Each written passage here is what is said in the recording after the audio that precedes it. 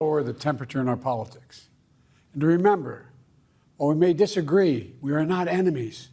We're neighbors, we're friends, co-workers, citizens, and most importantly, we're fellow Americans. We must stand together. Yesterday's shooting at Donald Trump's rally in Pennsylvania calls on all of us to take a step back, take stock of where we are, how we go forward from here. Thankfully, former Trump is not seriously injured. I spoke with him last night. I'm grateful.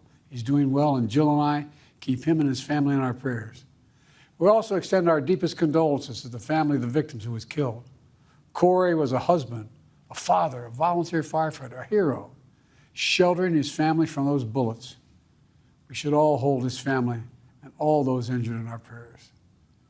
Earlier today, I spoke about an ongoing investigation. We do not know the motive of the shooter yet. We don't know his opinions or affiliations. We don't know whether he had help or support or if he communicated with anyone else. Law enforcement professionals, as I speak, are investigating those questions. Tonight, I want to speak to what we do know. A former president was shot, an American citizen killed, while simply exercising his freedom to support the candidate of his choosing. We cannot, we must not go down this road in America. We've traveled it before throughout our history. Violence has never been the answer.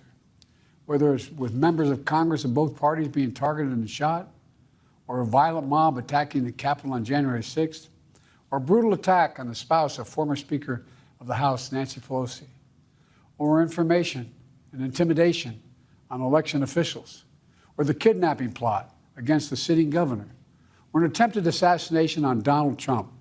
There is no place in America for this kind of violence, or for any violence ever. Period. No exceptions. We can't allow this violence to be normalized. You know, the political record in this country has gotten very heated. It's time to cool it down. We all have a responsibility to do that. Yes, we have deeply felt strong disagreements. The stakes in this election are enormously high. I've said it many times that the choice in this election we make in this election is going to shape the future of America and the world for decades to come. I believe that with all my soul. I know that millions of my fellow Americans believe it as well. And some have a different view as to the direction our country should take.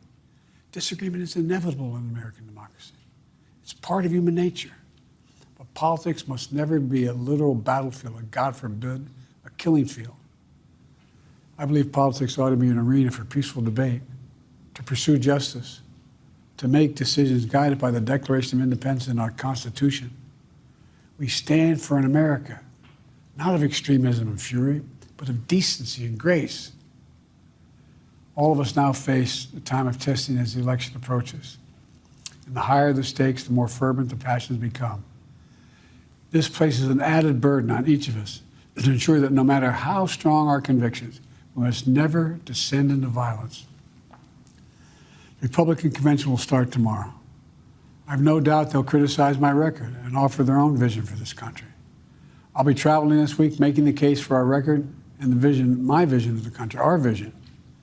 I'll continue to speak out strongly for our democracy, stand up for our Constitution and the rule of law, to call for action at the ballot box, no violence on our streets.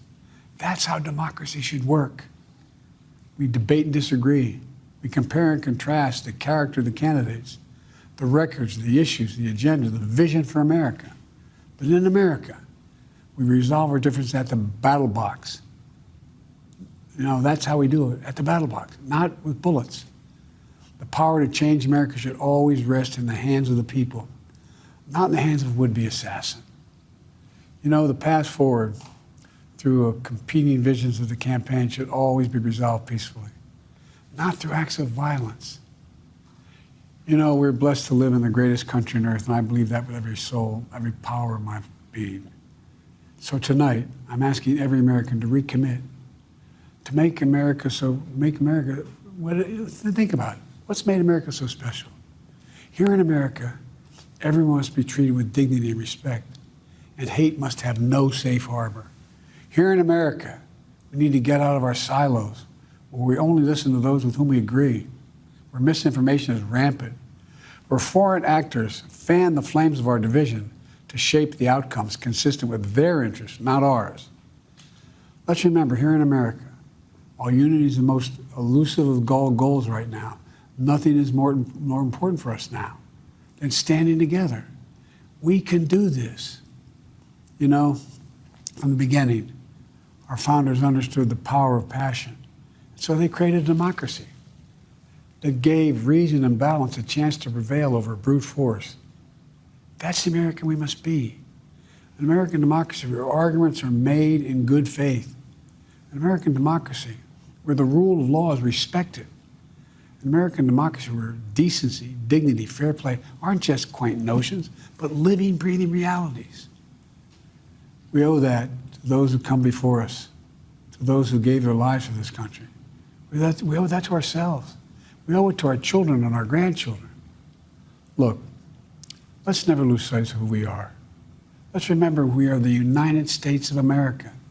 There is nothing beyond our capacity when we do it together. God bless you all, and may God protect our troops.